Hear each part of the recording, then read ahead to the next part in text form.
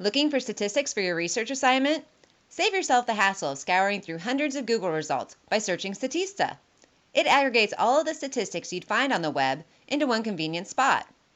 If your instructor is requiring academic sources, the ones you find here won't count, but they will count as credible internet sources.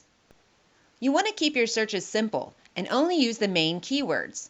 For example, if you're trying to learn more about people's attitudes towards capital punishment and who's on death row in the United States, you may want to just search death penalty. Next, you can limit your results by type.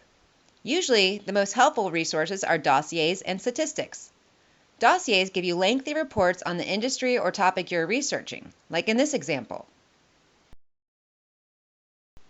However, statistics are focused on one specific question.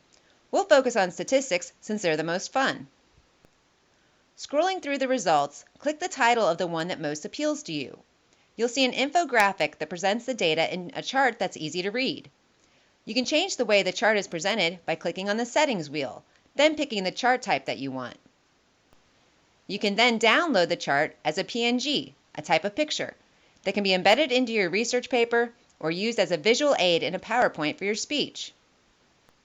Whether you use the whole image or just the information from it, you'll need to cite it. Clicking on the little quotation mark will pop up a citation generator. Select the style required by your instructor.